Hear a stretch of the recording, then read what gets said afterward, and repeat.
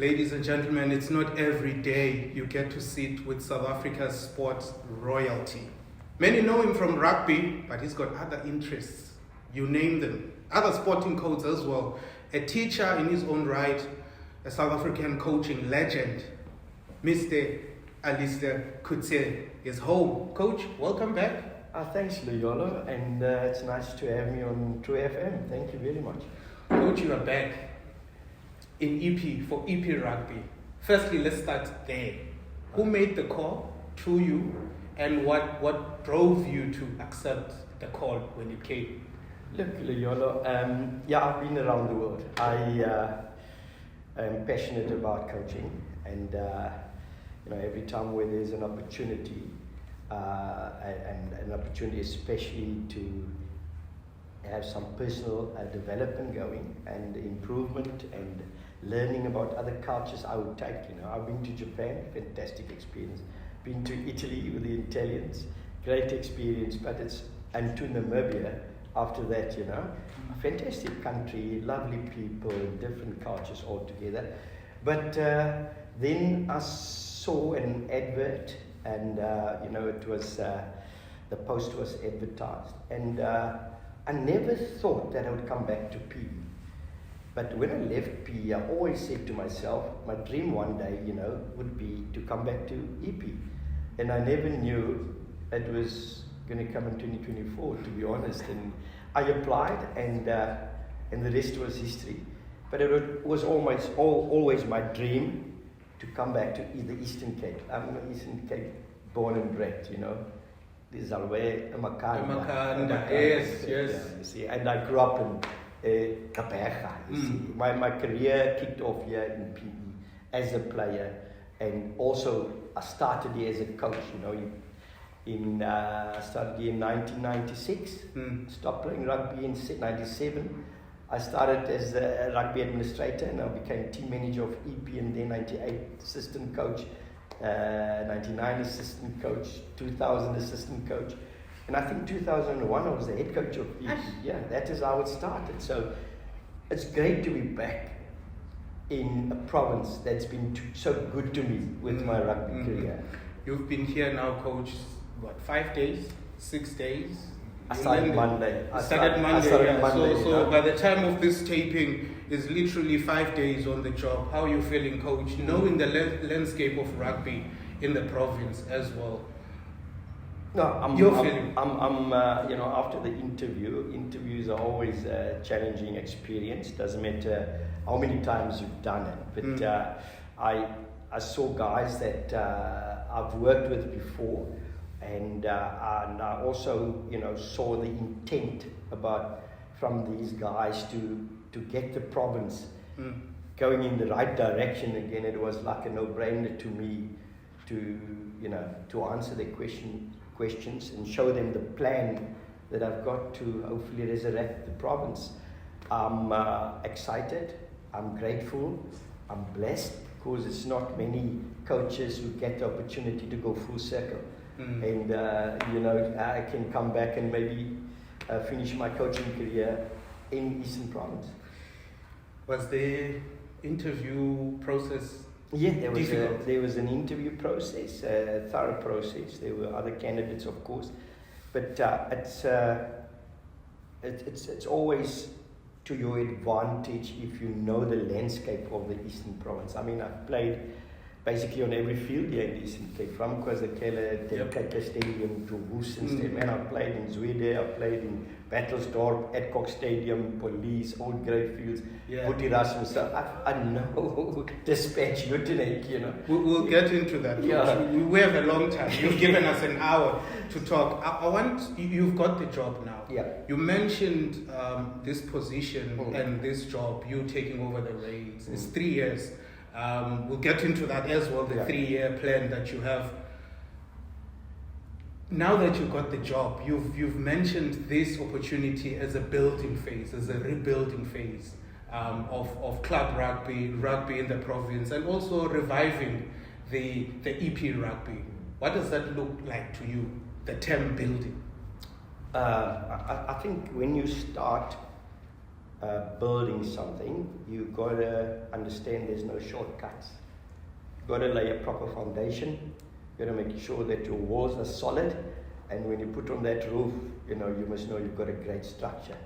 So in terms of the building is, I think you've got to have alignment from school rugby. Our school, this place is so blessed with talented schools. They've got junior structures from primary, high school. You look at the Cravenwick teams, they're always doing well. But then the top players, the talented players, they all go to study somewhere else. We've got a university, NMU University. But it was rugby, yeah? Exactly, and we need to get that Varsity Cup team playing in the A division back there. And then we've got a existing club structure, which we can have a look at building the product and getting it solid. And obviously then your province, which is a franchise, we need to have proper alignment for this structure to work. There's got to be proper alignment. There's got to be engagement. We can't work in silos. So there's got to be a blueprint. What does the coach want? And it must filter down right to the bottom. And it's almost like I've been teaching for 20 plus years, and I know how a curriculum works, so we've got to break it down so that the skill set the juniors need to have, it's a pathway. They must carry through that pathway, and all the players in the Eastern Cape must understand the pathway. How do I become an EP player? Okay, these are the basics that I need to have to become an EP player. And when we have that sort of blueprint going right, filtering right down, it's not going to be an overnight thing, but it's an ongoing process. We go to high school, we make sure we have a good retention plan. Once the boys start playing Cravenwick, we look at signing or keeping them long term, and then from there to the university, from there to the province or under 20, under 21, and then it's a pathway to EP rugby. But it is really about collaborating with everyone. They understand the plan, and we all work towards that plan. So that in essence for me is really important to make sure that we're not called the conveyor belt for producing black players in South Africa. Yes, clever hands. Yeah. Stop it now. We must become the factory owners of this conveyor belt. We must own our players. We can't have, it's great. We will coach for our players to go play URC and Springboks, Siakolisi and those guys, Mapimpi. They all come from Lukanya and from the Eastern Cape. But it's great. But, we must keep some, We must keep some, of the talented players. And the one big thing to keep talented players in your province, if your senior team plays in a decent competition. That's the first point of call. What's the decent competition for rugby? It is a Currie Cup. It is a Currie Cup. That is where they have to. That's the first objective is to get our current squad, turn it around, and make sure they can get promotion to Currie Cup. Someone who's listening right now, coach, will ask, okay, Tuti, you have 3 years of this. What are the short-term targets for this turnaround strategy, mid-term and long-term, the Premier Division of Currie Cup, as you say? Yeah, the dream is obviously you've got to build a team that can make it, not wish to make it, and hope to make it. But you've got to make sure you tick the boxes to be competitive in the SA Cup, to end in the top 4 to qualify for Currie Cup. How do I start? Obviously, I want a team from Eastern Province for EP. So there are players at other provinces like Griquas, Pumas, all over the show. They come from EP. So we need to look at our contracting system. We need to look at our retention plan. We can't allow those players to leave. So currently, and this is the financial position of our union, it will always come down to resources, very important. And finance is one massive thing. We're currently sitting with issuing players, we're sitting with a system of 6 to 8 month contracts, where those provinces who play Currie Cup, they've got 12 months, yearly, it's 2-year contract. So what happens, our competition ends in August, September, then the contract stops, it ends. So now the players are free agents, and the other guys can sign your top players in the. So this period now is a vulnerable period for EP. That's why I'm trying to salvage what I can. I've had a meeting with the players on Wednesday. Nice. Just explain them. 31 of the players were in attendance, which is really good. All those, bar 2 or 3, who have been signed already from through by other provinces, you know. And we can't afford to lose in this period. So I need to try and stop that gap. I need to make sure that we build a team from EP for EP, get those guys back. I give you an example. Is Pai. His name is Pai. His surname Pai. Pola Pai, right? Lungisi Mbiko, and there's a Nollis guy. What's Nollis? I'm not sure, but he's playing for the Griffins at the moment. So those are Currie Cup players. There's an Ananeo who's playing for the Pumas. I need to get those guys back, and it will take maybe another season before I get them back. So I'm building a squad. So the hope is, like I said, I'm not a magician. I can't say next year we will play Currie Cup. No. What I can say, if it's not 26, then it must be 27 when EP will be in the Currie Cup. And in the meantime, our immediate objectives, build a squad, get alignment, but also perform in the first division. You know, try and win, be consistent to win it all, because that's what people follow. You can have all the plans, but they want ultimately their team to win.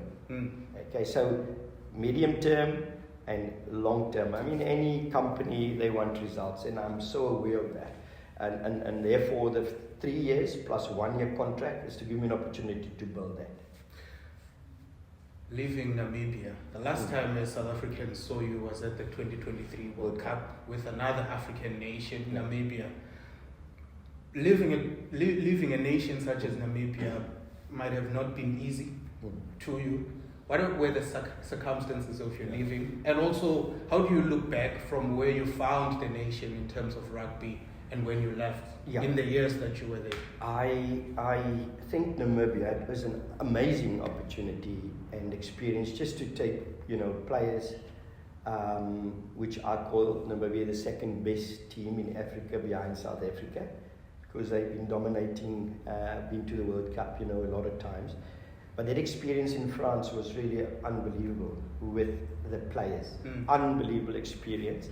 Also getting to rub shoulders to play against New Zealand, irrespective of the result. But it's just to see how those players developed and how they became actually better athletes. That was pleasing to me. And just more than the athlete, but the person itself, the character, you know, how that changed. That was really, for me, a great sort of satisfaction. Namibia comes with their challenges as well. It's really, because the resources is also a bit of a problem there, and I understand our situation better, being in a country where distance is still a disadvantage. Players have to travel 5 hours, 4 hours to come to practice and back again. You know, it's like PE to Mossel Bay. Sure, you actually go to another province when you go to Mossel Bay. And those guys coming to Windhoek, and then they must go to Walvis Bay, or they go up to the north to Grootfontein, and that is another big challenge. But Namibia has been good to me. I've also learned about the Oshivambo culture, and which is great, you know. And that's how you, as a person, also grow in terms of working with different cultures and people. Where do you think you're leaving them now? The rugby that you left, for them to take it forward? Correct. So the challenge was always relying in getting their top professionals back from overseas. And that's a costly affair, to fly 5 guys from America, to guys from France, you know, playing in leagues there. It's a costly affair. That was their challenge. They also had a big financial challenge in order to get those. So those guys come 2 months before World Cup, and then you must start preparing. You know, because it's flights, it's accommodation, it's medical insurance, it's the match fees, it's bonuses. It's really a country that battles with finances too. So I think the legacy that I left there is the local players are in a better space, and we was always trying to bridge the gap or make it smaller between the professional and the amateur boys, because the rest of the country is still amateur. You've coached around the world, Japan, South Africa, club, franchise rugby, to the Springboks. And where would you say you've enjoyed your coaching, and what it takes to be a top coach all these years? I think my coaching philosophy is not about coaching the technical aspects or the tactical aspects. I coach character. I want players to become good youngs or citizens, good athletes, good husbands to their wives, good men, you know, to contribute after rugby to society.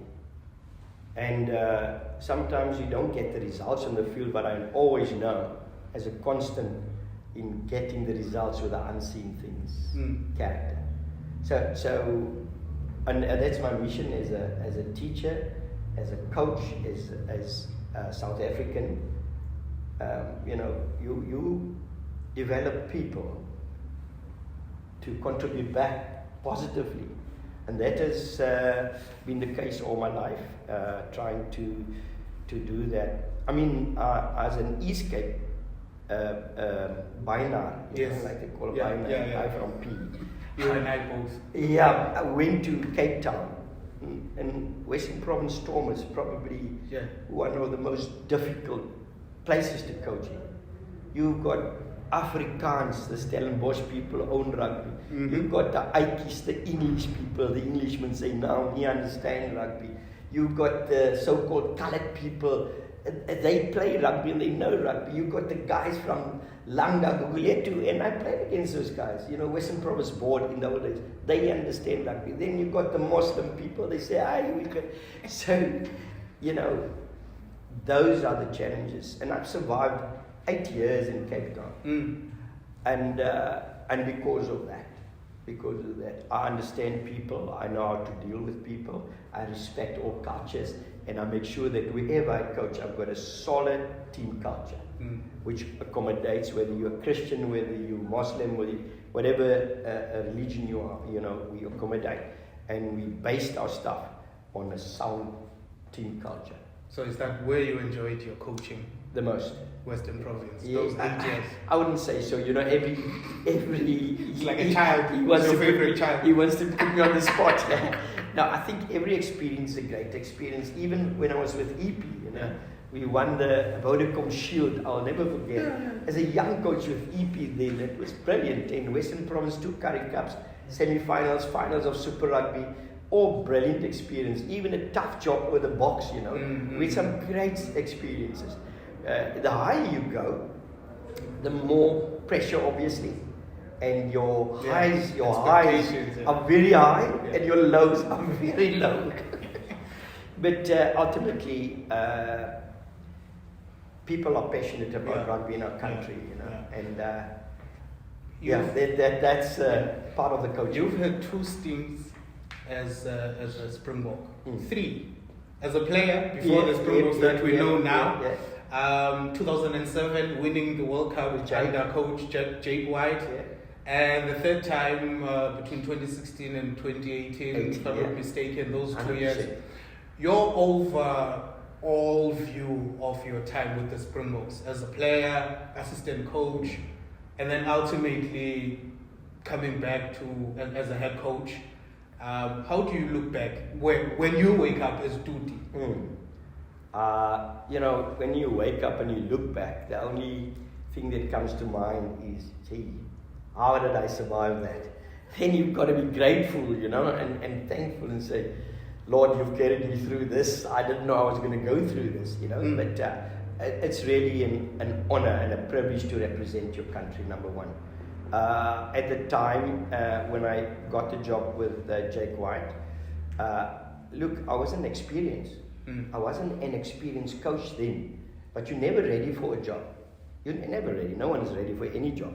You grow into that job, and because with that, you've got to become a student of the game. It's like you SWAT and you study and you get your degree, So rugby was always really a passion, and people see that. You've got work ethic, you have a passion for it, you'll make it, And then you've got a bit of sort of a personality to work with people, because you're dealing with people. Coaching is teaching, and you have that ability to do that. Then I suppose you get along and get through tough times, of course, and obviously you have the big man up there. It's not always your game plan that's going to work. You've got to go on your knees and ask for the game plan sometimes. What is He got in store for me, the Almighty, and that's how I go through all these challenges. The time before the current rugby management now, where Russ is leading the team, he was the director of rugby just before you left in 2018. Knowing what you know now, having learned what you've learned now, some of the challenges that you faced at the time. As an outsider, you watch 53-0 against New Zealand. What are some of the challenges that you faced at that time? Maybe some of the things that you would change in terms of approaching them now. Hindsight is a very good sight for many people, but for you personally, looking back in those 2 years. Yeah, they call it the exact science, Hindsight, exact science. Look, I don't regret anything, not even where I come from in the old dispensation, where we had non-racial, and before unification I was a Saru Springbok then. I have no regrets about that. And you see, when you make it to the top, it's almost like a little seedling that pushes through the soil and wants that sunlight, and it made me learn lessons. So the apartheid, it wasn't all that, not that it didn't make me a better person or a less better person. I learned so much, resilience to keep going, to chase your dream, those kind of things. So in hard times, you'll survive. And in my time with the Springboks, it was that transition time where players retired after Heineke finished. So it was quite a difficult time. But, someone has to go through it. There's a lot of things that happened in those 2 years. And when you talk about it, that's why I just kept quiet all along and didn't want to talk about it. It will sound as if you're making excuses. And but the things were definitely not in place. Like a few players spoke to me and said, Coach, don't take it. Don't take the job. And I'm talking about serious senior players that's been with the Springboks. But the thing is this, if I get called by my country, it's my duty to go. And what I can say back then, a few players that came through that I've selected and still playing, unbelievable. I'm so happy and proud of them. And it's good that South Africa is doing well and they're on the crest. And that's how I see it, Moving away a bit from coaching, you play other sports. How far did you go in cricket? I heard you were a very good wicket keeper. Yeah, man. I enjoyed. That's the blessing of at least a parent, because I grew up. My dad died when I was still young.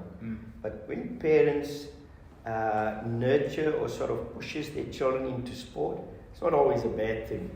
And my mum was a lady who sort of tried to keep us in sport, to just stay away from the streets, because young boys, without a father, where you can end up. In the townships and that, where you can end up. And I started playing every sport: cricket, rugby, table tennis, and all that, started playing. But then as I approached high school, it was just rugby and cricket.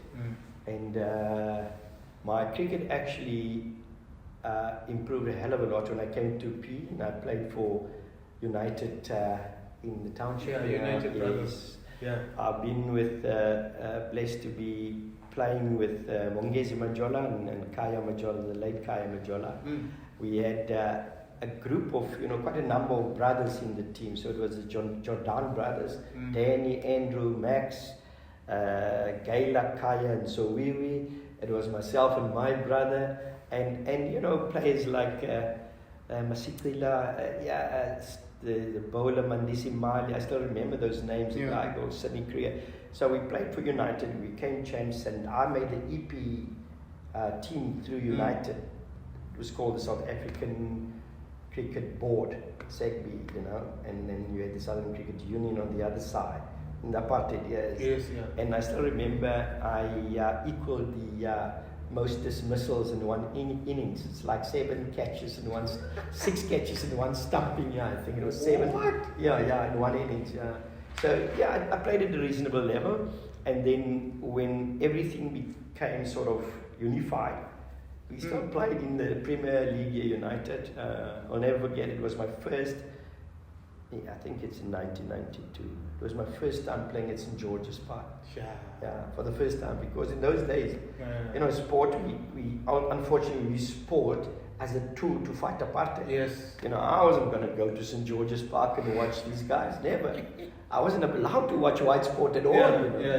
And, but it with one eye, no one must see, but with one eye you went and watch these things. But what ultimately made you choose rugby over cricket, and when did you make that decision?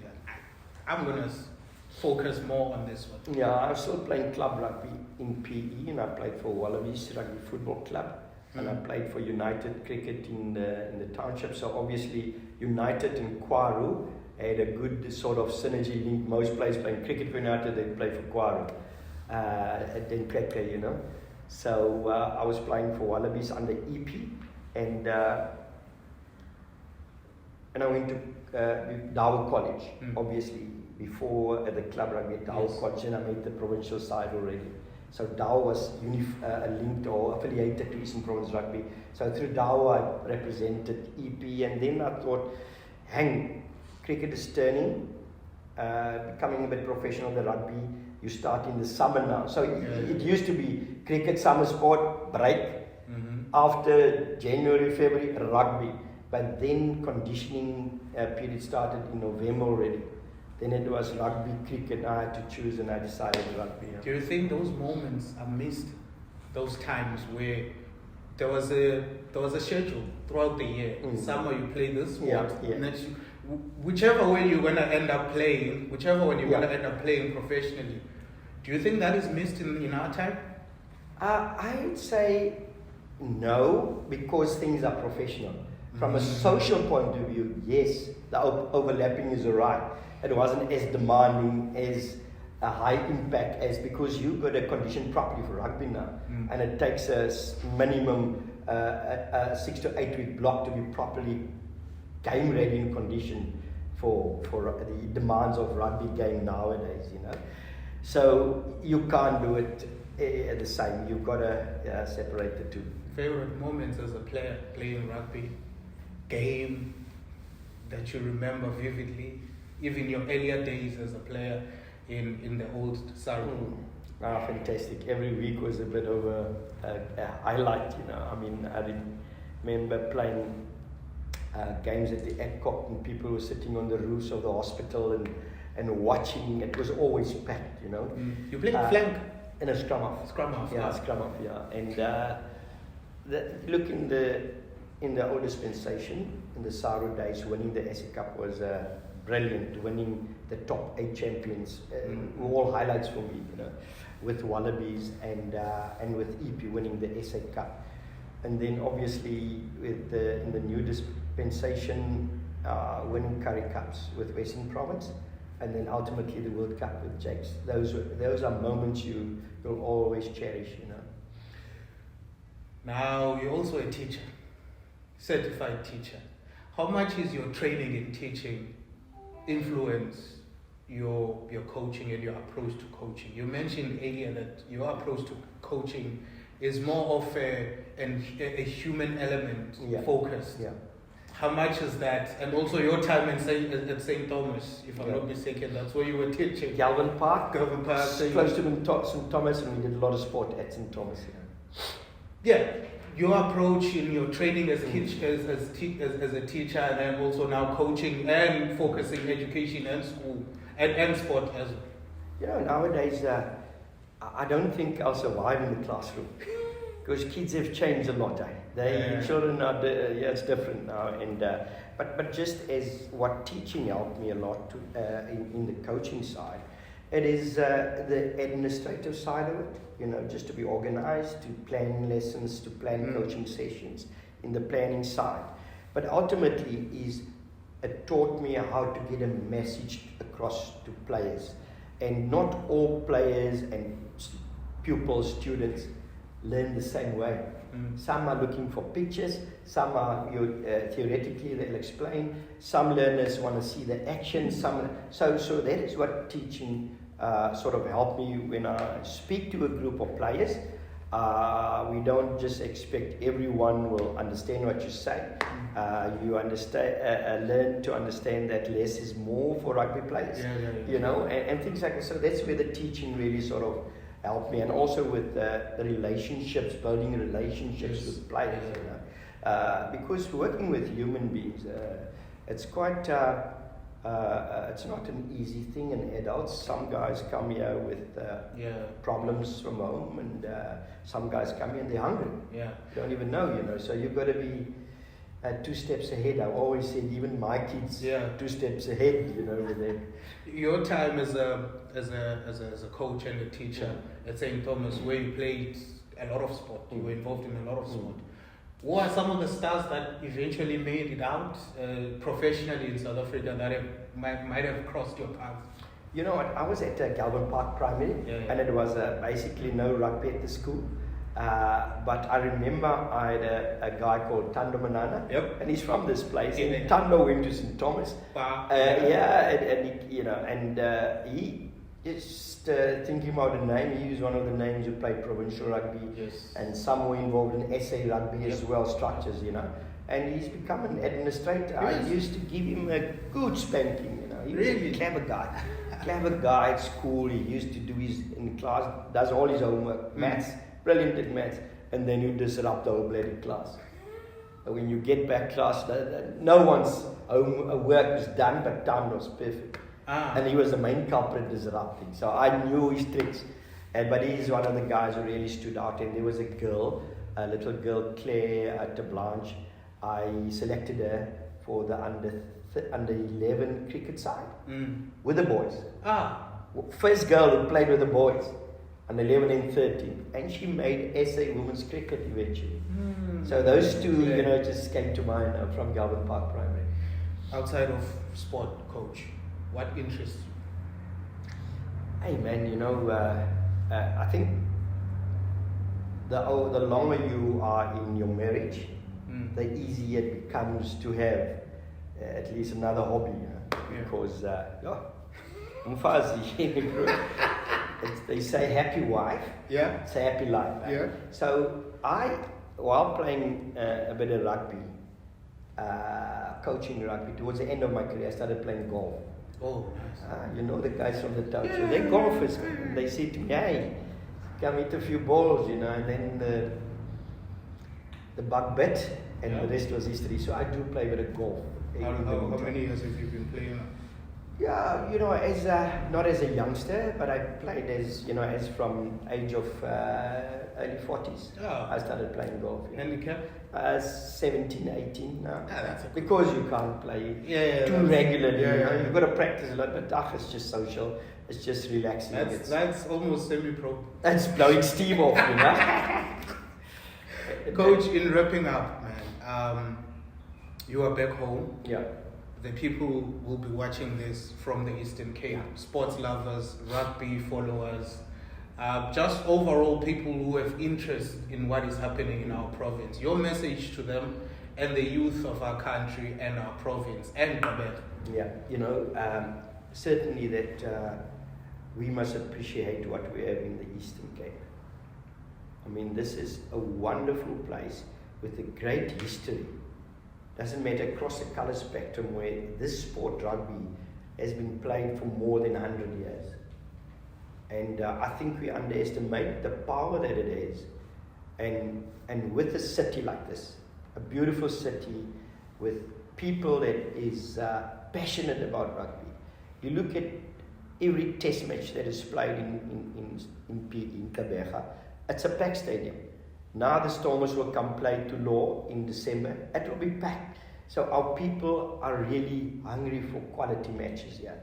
So we need to get all arrows pointing in the same direction. Administrators up there, everyone involved in rugby. We've got to collaborate, we've got to talk to get this rugby of Eastern Province where it belongs. And the infighting, and the business people are tired of infighting. And the infighting is simple. It's because they're all passionate about rugby.